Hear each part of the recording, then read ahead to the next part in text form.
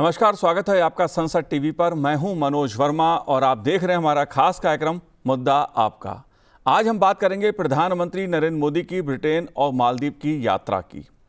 इस मुद्दे पर बात इसलिए क्योंकि प्रधानमंत्री नरेंद्र मोदी बुधवार को ब्रिटेन और मालदीव की यात्रा के लिए रवाना हो गए। इस यात्रा का मुख्य उद्देश्य दोनों देशों के साथ द्विपक्षीय संबंधों, व्यापार और रक्षा सहयोग को मजबूत करना है। प्रधानमंत्री नरेंद्र मोदी 23-24 जुलाई को ब्रिटेन की अपनी यात्रा के दौरान ब्रिटेन में ब्रिटिश प्रधानमंत्री के साथ विभिन्न मुद्दों पर बातचीत करेंगे। प्रधानमंत्री नरेंद्र मोदी की ये चौथी ब्रिटेन यात्रा है। भारत ब्रिटेन मुक्त व्यापार समझौता यानी FTA को अंतिम रूप देना इस यात्रा की एक बड़ी उपलब्धि हो सकता है। लिहाजा मुद्दा आपका में आज हम बात प्रधानमंत्री नरेंद्र मोदी की ब्रिटेन और मालदीव की यात्रा से संबंधित विभिन्न पहलुओं पर करेंगे। चर्चा करने के लिए दो खास मेहमान मेरे साथ जुड़े हुए हैं। संजय भारद्वाज जी हमारे साथ जुड़े हुए हैं, प्रोफेसर हैं school of international studies JNU से। आपका स्वागत है संजय जी संसद टीवी पर। साथ ही हम बात करेंगे पूर्व एम्बेसडर मंजू सेठ जी से। आपका स्वागत है मंजू सेठ जी संसद टीवी पर।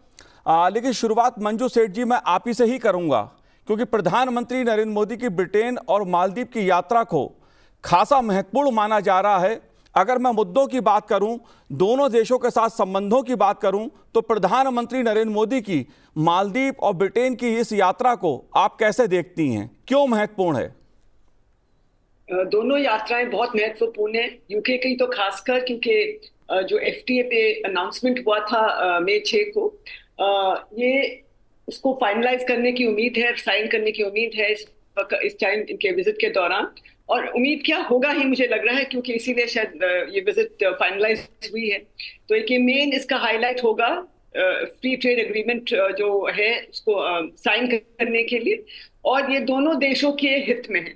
हम देख रहे हैं कि जो इंडिया के जो प्रोडक्ट्स हैं, भारत के जो प्रोडक्ट्स हैं, उनके ऊपर भी बहुत 99% ऑफ टैरिफ लाइंस पे ऑलमोस्ट ड्यूटी फ्री एंट्री कर दी है। और ब्रिटिश गुड्स जो आएंगे वहां से इंडिया में, उनके 90% पे कटौती हुई है टैरिफ्स पे। तो I think it will be a win win situation दोनों साइड्स के लिए। और क्योंकि दोनों कंट्रीज बहुत ही हमेशा से लंबी इनकी पार्टनरशिप रही है, अच्छे रिलेशनशिप रहे ओवरऑल। और नए प्राइम मिनिस्टर जो कीथ स्टार्मर आए हैं, उनका भी ये एक एम्फेसिस रहा है कि भारत के साथ अच्छे रिलेशनशिप रहने चाहिए। तो ये दोनों बातें हैं, और ये जो FTA होगा, ये दोनों कंट्रीज के हित में होगा। मेरा मानना है कि बहुत इंपॉर्टेंट एक स्टेप है, स्पेशली यूके का EU के बाद EU एग्जिट या ब्रेक्सिट जिसे कहा जाता है, उसके बाद तो उनके लिए भी एक बहुत बड़ा एक महत्वपूर्ण, और इंडिया के लिए भी बहुत एक महत्वपूर्ण एक ये ट्रेड रहा होगा। खासकर अगर हम देखें US के साथ जो हमारा इस वक्त जो आ रही हैं उसकी लाइट में। और मालदीव्स की जो विजिट है वो हम देख रहे हैं, ये पहली विजिट है कोई भी हेड ऑफ गवर्नमेंट की, हेड ऑफ स्टेट की मालदीव्स के लिए, जब से मुइज़ू इलेक्शंस जीते हैं। और हम अब याद करिए कि जब प्रेसिडेंट मुइज़ू वहाँ इलेक्शन लड़ रहे थे, कैंपेन में उन्होंने काफी एंटी इंडिया एक स्टांस लिया था। लेकिन हमने देखा थोड़े काल के बाद ही उन्होंने उसको बदला अपने आप ही, और वो इंडिया भी आए थे। और उन्होंने देखा कि इंडिया के साथ हम रिलेशनशिप को कितना महत्वपूर्ण है, कितना इम्पोर्टेंट है, वो समझ गए। और उन्होंने उसको स्ट्रेंथन किया है। और अब जो डिफेंस टाइज हैं, ट्रेड टाइज हैं, हर एक चीज में, और वहां पे भी फ्री ट्रेड एग्रीमेंट की बात हो रही है। तो दोनों जो कंट्रीज के बीच में सारे बायलैटरल रिलेशनशिप को डिस्कस किया जाएगा। और उनका इंडिपेंडेंस डे का जो फंक्शन है उसमें प्रधानमंत्री चीफ गेस्ट रहेंगे। तो ये बहुत एक महत्वपूर्ण विजिट है मालदीव्स की, और हमारे नेबरहुड फर्स्ट पॉलिसी के तहत और महासागर के मैरीटाइम सिक्योरिटी के तहत। जी बिल्कुल, तमाम मुद्दे हैं ब्रिटेन के साथ भी चर्चा करने के लिए, बातचीत करने के लिए, और व्यापार समझौता जो है वो उस पर सबकी नज़रें भी लगी हुई हैं। संजय जी, मैं आपसे जानना चाहूँगा खासतौर से ब्रिटेन के संबंध में। भारत के प्रधानमंत्री ब्रिटेन की यात्रा पर हैं, और मैं ये जानना आपसे चाहता हूँ कि द्विपक्षीय संबंधों की जब हम बात करते हैं तो भारत और ब्रिटेन के जो संबंध हैं और भविष्य की जो राजनीतिक स्थितियाँ हैं, परिस्थितियाँ हैं अंतर्राष्ट्रीय, उसको आप कैसे देखते हैं दोनों देशों के संबंधों को? जी नमस्कार एंड धन्यवाद। देखिए, मोटे तौर पे अगर भारत और ब्रिटेन के हम संबंधों की बात करते हैं तो बहुत हिस्टोरिक संबंध है। और निश्चित रूप से मान के चलिए कि जो भारत में चाहे इंस्टीट्यूशनल डेवलपमेंट है या बाकी जो हिस्टोरिकल एजुकेशनल जो एक रिलेशंस रहा है वो कॉलोनियल पीरियड से यहाँ पे डेवलप हुआ। तो एक तरीके से एक ब्रिटेन को भारत की एक बहुत बड़ी अंडरस्टैंडिंग है और भारत को ब्रिटेन के बारे में बहुत एक अच्छी समझ है।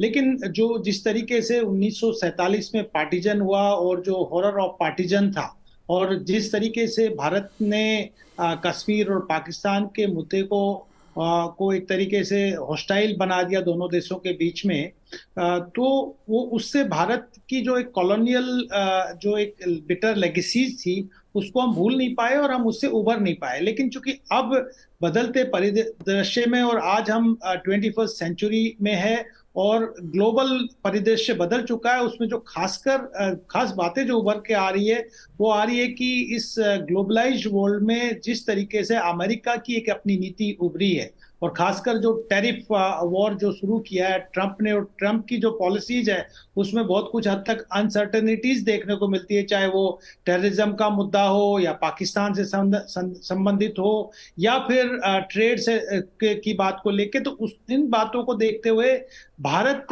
के लिए यूके जो बहुत महत्वपूर्ण एक कंट्री है, यूरोपियन कंट्री है जिसके साथ हिस्टोरिकल रिलेशंस रहे हैं और जो एक माइंडसेट में भी परिवर्तन आया, तो भारत ने यूरोप में यूके को एक पार्टनरशिप के रूप में देखने का प्रयास किया। तो जो ये विजिट है इसमें दो बातें महत्वपूर्ण है। पहली बात की जो एक कॉम्प्रिहेंसिव स्ट्रेटेजिक पार्टनरशिप एक जो साइन किया गया था इंडिया एंड यूके के बीच में, उसकी एक तरीके से रिव्यू मीटिंग है जिसमें ट्रेड की बात ही, इकोनॉमिक्स की बात ही, technology, innovation, defence, security, climate change, health, education, people to people code, ये सब कॉम्प्रिहेंसिव स्ट्रेटेजिक पार्टनरशिप के पार्ट थे। तो जो भारत और यूके के बीच में ये जो आपसी संबंध थे ये निश्चित रूप से और एक तरीके से जो कॉलोनियल माइंडसेट था, जो एक लेगेसी था, एक हॉरर था, उसके बियॉन्ड देखने का प्रयास किया गया भारत और यूके ने पिछले लगभग एक दशक से, जब से प्रधानमंत्री नरेंद्र मोदी जी पावर में आए। अब चूंकि हम उसको आर्थिक दृष्टि से देखने की बात कर रहे हैं तो उसमें जो बायलैटरल फ्री ट्रेड एग्रीमेंट एक बहुत महत्वपूर्ण पक्ष है जो इस विजिट के माध्यम से कंक्लूड होगा। उसमें जो द्विपक्षीय व्यापार है, लगभग $60 बिलियन का द्विपक्षीय व्यापार है, उसमें टारगेट किया गया है कि 2030 तक हम $120 बिलियन का हम व्यापार भारत और यूके के बीच में करेंगे। जहां पर दो बहुत महत्वपूर्ण पक्ष आते हैं कि जिसमें हम कहते हैं एजुकेशनल कोऑपरेशन और पीपल कॉपरेशन। तो एजुकेशनल कॉपरेशन में अभी तक भारत देखता है कि यूके में एक अच्छी एजुकेशन मिलती है और वहां पे भारतीय विद्यार्थियों को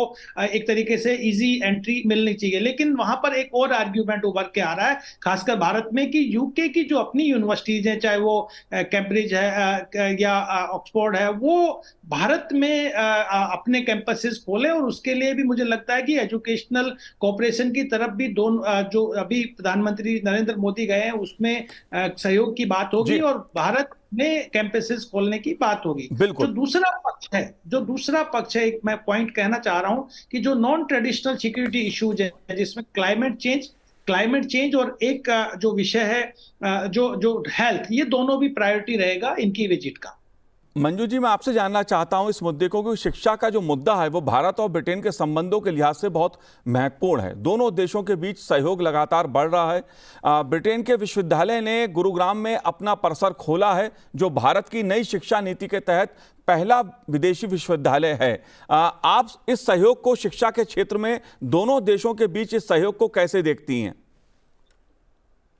बहुत ही एक महत्वपूर्ण एक स्टेप है जो वहाँ के Southampton university, if I am not mistaken, उन्होंने अपना यहाँ एक कैंपस खोला है और इससे एक स्पेशल मुझे मेरा मानना है कि एक स्पेशल एक इंडिकेशन है कि कितना और जो जैसे प्रोफेसर साहब ने भी कहा, और जो बड़े यूनिवर्सिटीज हैं वो भी अपना यहाँ पे कैंपस खोलें और जो यहाँ के जो स्टूडेंट्स हैं सारे जो सब बाहर की पढ़ाई चाहते हैं बट सब अफोर्ड नहीं कर सकते ट्रैवल करना और वहाँ रहना, तो उनके लिए कि बहुत सुविधा होगी और साथ ही में वही लेवल ऑफ एजुकेशन जो है उनको मिल पाएगी इंडिया में रहते हुए। तो देखिए ये नहीं कि वो कम खर्चा, आई मीन उससे कम खर्चा होगा ब्रिटेन में जाने से, पढ़ने से और यहाँ पे पढ़ने से।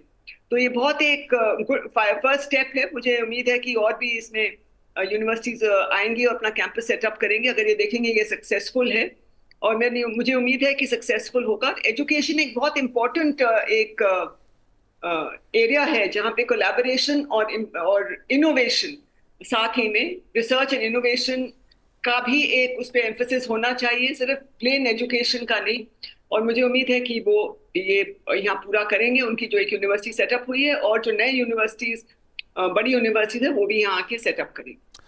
मंजू जी, मैं आपसे अगला सवाल आपसे जानना चाहता हूं। भारत ब्रिटेन मुक्त व्यापार समझौता जो है, जिस पर सबकी नज़रें लगी हुई हैं और इस यात्रा की एक महत्वपूर्ण उपलब्धि हो सकता है ये समझौता, इसके बारे में क्या खास बात और है कि दोनों देशों को किस प्रकार से, किस क्षेत्र में टेक्नोलॉजी के लिहाज से, अगर बात निवेश के लिहाज से कही जाए, किस तरह से फायदा होगा? निवेश में हमें बहुत, क्योंकि जैसे मैंने कहा ऑलमोस्ट 99% के ऊपर टैरिफ लाइन जीरो कर दी है। तो हमारी जो यहाँ से एक्सपोर्ट्स जाएंगे उन पे बिल्कुल almost no tariffs. Auto parts के ऊपर हो गया, टेक्सटाइल्स के ऊपर, जो लेबर इंटेंसिव इंडिया में जो आइटम्स हैं, प्लस टेक्नोलॉजी का भी कोलैबोरेशन। टेक्नोलॉजी के यहाँ पे जो हम आईटी और बैक ऑफिस और अदर चीजें जो एक्सपोर्ट करते हैं, सर्विसेज को एक्सपोर्ट करते हैं, सब चीजों में फायदा होगा। और मेरा मानना है कि collaboration in research and innovation में जो हम लोग जो इंडिया चाहता है, क्योंकि इतनी टेक्नोलॉजी एडवांस हो गई है, एआई हो गया, क्वांटम कंप्यूटिंग हो गई, हर एक चीज हो गई, बहुत जल्दी से रैपिडली चेंज हो रहा है। तो बिल्कुल साथ में कोलैबोरेट करेंगे तो इसका भी मेरा मानना है कि दोनों देशों में ये बढ़ेगा, नई चीजें आएंगी आगे। और डिफेंस में भी, क्योंकि हमारे अब डिफेंस स्पेंडिंग हमें इंक्रीज करनी है, क्योंकि हम देखा हमने क्या हमारी जरूरतें हैं, और गिवन हमारा जो एनवायरनमेंट है इस वक्त और वर्ल्ड एनवायरनमेंट भी है, जियोपॉलिटिकल एनवायरनमेंट भी जो है, सब देखते हुए हमें अपनी डिफेंस कैपेबिलिटीज बढ़ानी है। और उसमें ये बहुत इंपॉर्टेंट पार्टनर है यूके हमारे लिए इन एवरी रिस्पेक्ट। जी बिल्कुल। संजय जी, ब्रिटेन के बाद प्रधानमंत्री जी मालदीव जाएंगे और मालदीव के स्वतंत्रता दिवस समारोह में मुख्य अतिथि होंगे। 26 तारीख को ये स्वतंत्रता दिवस समारोह है। भारत और मालदीव के द्विपक्षीय संबंधों को आप कैसे देख रहे हैं? प्रधानमंत्री नरेंद्र मोदी जी की मालदीव यात्रा क्यों महत्वपूर्ण है? क्या मुद्दे महत्वपूर्ण रहने वाले हैं इस यात्रा के दौरान? देखिए, ये जो 60वां स्वतंत्रता दिवस 26 जुलाई को मनाया जा रहा है, ये और इसमें प्रधानमंत्री Narendra Modi ji guest of honour के रूप में जा रहे हैं। ये भारत के लिए जो मालदीव की जो इम्पोर्टेंस है, जो सिग्निफिकेंस है, चाहे वो जियो स्ट्रेटेजिक संदर्भ में हो या जियो इकोनॉमिक, दोनों ही दृष्टि से इसकी महत्ता को दर्शाता है।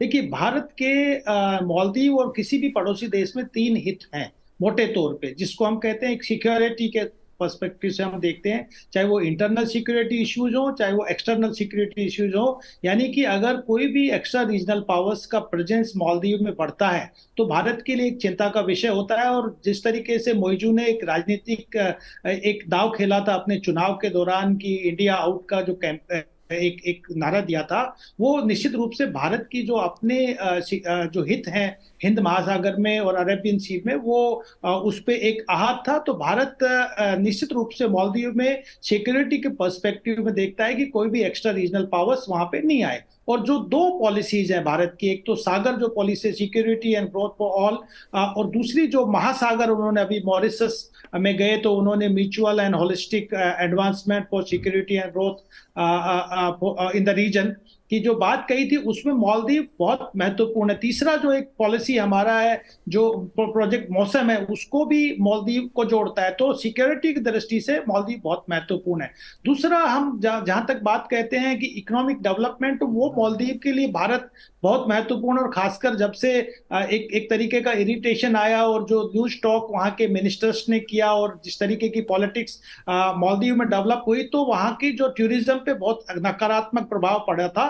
वो निश्चित रूप से दोबारा से एक रिलीफ मिलेगा मालदीव को, कि टूरिज्म वहां पे दोबारा से रिवाइव होगा। और भारतीय जो टूरिस्ट वहां जाते थे, लगभग 2.5 लाख के लगभग टूरिस्ट हमें हर साल जाते हैं, उसमें बरकरार। तीसरा जो बहुत महत्वपूर्ण पक्ष आता है कि जो राजनीतिक अस्थिरता जो रहती है मालदीव में, पहले वहां पे जनरल आयुब का शासन रहा, उसके बाद जो कयूम का शासन रहा, उसके बाद जो राजनीतिक अस्थिरता 2008 के बाद से लगातार रही, वो भारत के जो एक स्थायी हित हैं, जो राजनीतिक हित हैं, वो उस पर एक तरीके से एक चिंता का विषय था। उससे मालदीव से माइग्रेशन बढ़ता जा रहा था भारत में। आप देखिए बेंगलोर में कितना बड़ा एक समुदाय है जो मालदीवियंस वहां रहता है। तो ये जो तीनों विषय है भारत के लिए मालदीव बहुत महत्वपूर्ण है, चाहे वो राजनीतिक स्थायित्व की बात हो, आर्थिक विकास की बात हो, या सिक्योरिटी। और इसमें खासकर जो एक्स्ट्रा रीजनल पावर्स का प्रेजेंस है वो भारत को एक चिंता का विषय बनाता है। दूसरा ये आइलैंड स्टेट है, और ये बात मान के चलिए कि उनकी भी एक अपनी पॉलिसी है, इंडिया फर्स्ट पॉलिसी, और हमारी भी जो पॉलिसी है नेबरहुड फर्स्ट पॉलिसी, उसके माध्यम से हम एक दूसरे को समझने की कोशिश कर रहे हैं। वहां भारत ने वहां पे बहुत सारे इंफ्रास्ट्रक्चर डेवलपमेंट प्रोजेक्ट्स भी लेके आए हैं। जी बिल्कुल बिल्कुल, और कई योजनाओं का प्रधानमंत्री नरेंद्र मोदी जी वहां उद्घाटन भी करने वाले हैं अपनी इस यात्रा के दौरान। मंजू जी, मैं आपसे जानना चाहूंगा, क्योंकि मालदीव के साथ भारत के जो पड़ोसी के संबंध हैं वो बहुत महत्वपूर्ण है, खासतौर से अगर सुरक्षा की बात की जाए, पर्यटन की बात की जाए, व्यापार की बात की जाए। आप कैसे देखती हैं व्यापार की दृष्टि से, ट्रेड की दृष्टि से भारत और मालदीव के संबंधों को? ट्रेड की दृष्टि से बहुत बड़ा ट्रेडिंग वो नहीं है, लेकिन फिर भी it's a good trade. And मुझे लग रहा है और प्रोडक्ट्स वहाँ पे क्योंकि उनकी एक स्मॉल इकोनॉमी है, इतना वहाँ पे मैन्युफैक्चरिंग होता नहीं है, और इंडिया से काफी आइटम्स जाते हैं वहाँ पे। तो मुझे लग रहा है कि इसमें और डिफेंस के भी आइटम्स और जाएंगे अब इसके अभी प्रधानमंत्री जी के विजिट के बाद, क्योंकि उनको अपने सिक्योरिटी के लिए वो उनको चाहिए, और ट्रेनिंग के लिए भी हम दे रहे हैं उनको, उनके डिफेंस पर्सनल को ट्रेनिंग दे रहे हैं, क्योंकि मैरीटाइम सिक्योरिटी जो उसकी लोकेशन है एक बहुत स्ट्रेटेजिक लोकेशन है, और ट्रेड रूट्स पे है, वो ट्रेडिंग रूट पे है मालदीव। तो उसके लिए भी एक उसकी पोजीशन जो है, इसलिए इंडिया को बहुत ही उसके साथ हमें कामना है, हमारी कोशिश है कि मालदीव के साथ बहुत अच्छे रिलेशनशिप बना के रखें। और ट्रेड के जहाँ तक ट्रेड का सवाल है, इस वहाँ के भी उनके साथ भी foreign trade free trade agreement की बात हो रही है, तो नेगोशिएशंस चल रहे हैं, लेकिन वो भी एक अच्छा एक जब कंक्लूड होगा उससे भी दोनों के लिए एक म्यूचुअली बेनिफिशियल मेरा मानना नतीजा निकलेगा। और वो जरूर अभी तो उसकी कोई मुझे पक्का नहीं है कि अभी कंक्लूड होगा, लेकिन उस पर भी नेगोशिएशंस चल रहे हैं। जी बिल्कुल। मंजू जी, अगला सवाल मेरा आपसे है कि मालदीव के पूर्व राष्ट्रपति मोहम्मद नशीद ने कहा है कि अगर भारत नहीं होता तो हमारी इकोनॉमी बर्बाद हो जाती। प्रधानमंत्री नरेंद्र मोदी जी की मालदीव की यात्रा से पहले मालदीव के पूर्व राष्ट्रपति का यह वक्तव्य क्यों महत्वपूर्ण है और क्या संदेश देता है?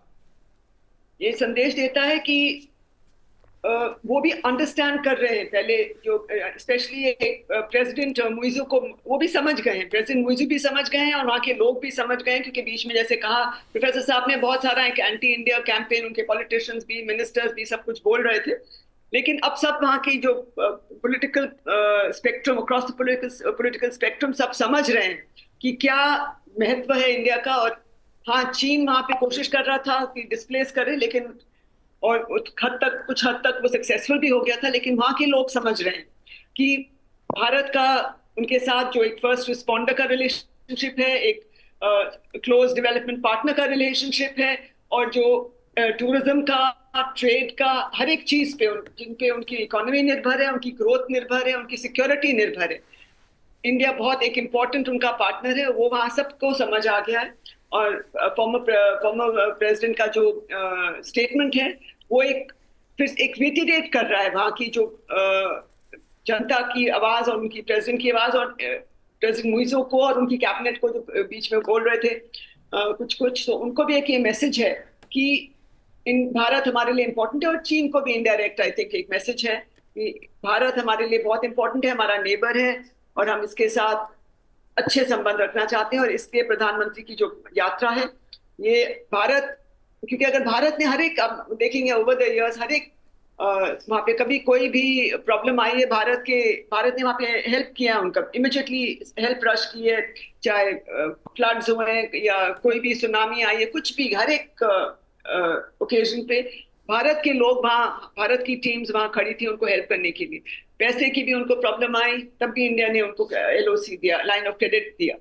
तो ये सब चीजें जो हमने दी हैं उनके साथ, वो समझ रहे हैं कि कितना भारत का जो रोल रहा है बहुत महत्वपूर्ण रहा है, और मालदीव्स के हित में है। सिर्फ भारत के हित में जो है सो है, लेकिन उनके हित में बहुत जरूरी है, और वो समझ गए हैं, और ये जो नई सरकार है वो भी समझ गई है। इसलिए उन्होंने उनको, हमारे प्रधानमंत्री जी को बुलाया है एज चीफ गेस्ट, और उम्मीद है कि ये फ्रॉम स्ट्रेंथ टू स्ट्रेंथ ये रिलेशनशिप जाएगी। जी बिल्कुल संजय जी, मैं आपसे समझना चाहूंगा इस मुद्दे को, क्योंकि चीन की जो विस्तारवादी सोच रही है, जो नीति रही है, वो कहीं ना कहीं जो हिंद महासागर का क्षेत्र है इसमें कहीं ना कहीं तनाव का कारण भी बनती है। जो हमारा साउथ एशिया है उसमें भी कई तरह के सवाल खड़े होते हैं इसको लेकर।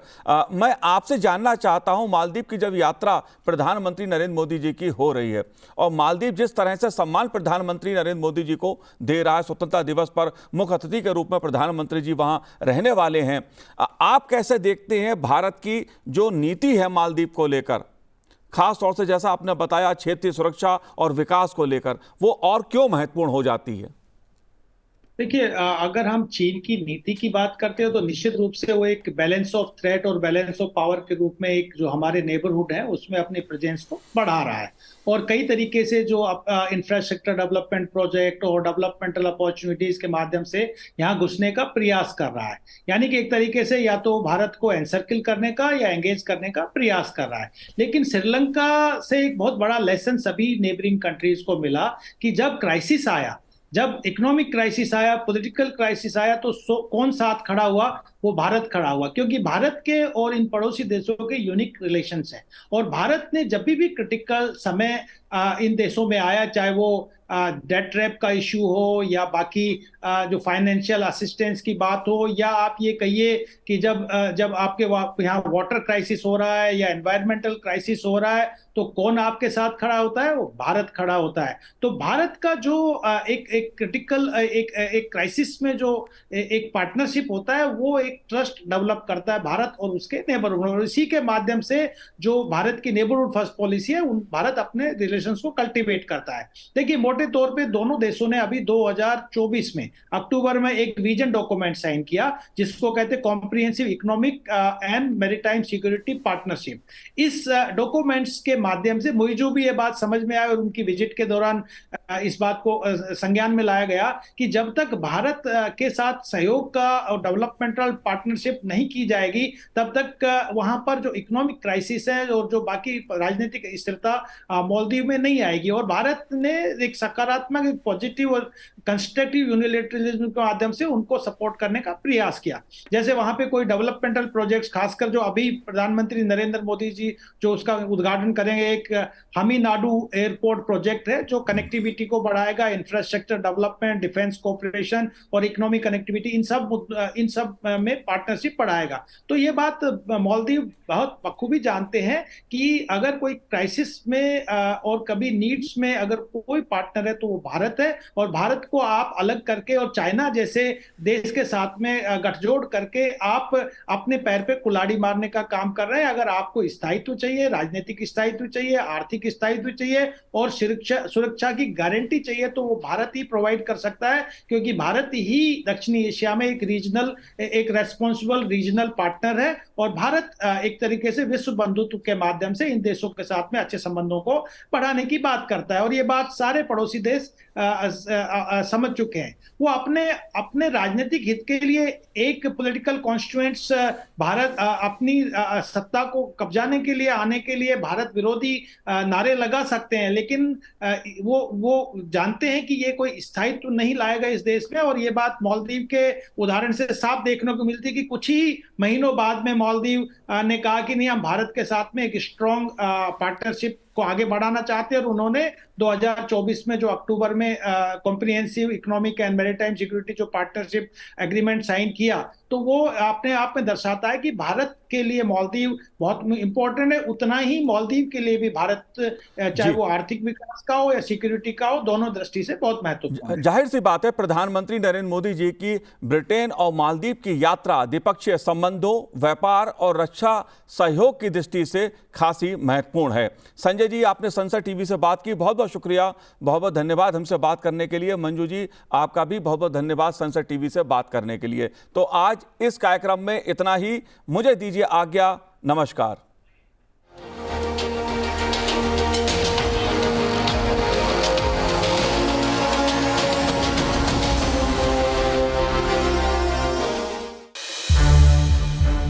संसद टीवी के और भी प्रोग्राम्स देखने के लिए सब्सक्राइब करें हमारा YouTube चैनल और हाँ, इन्हें लाइक और शेयर करना ना भूलें।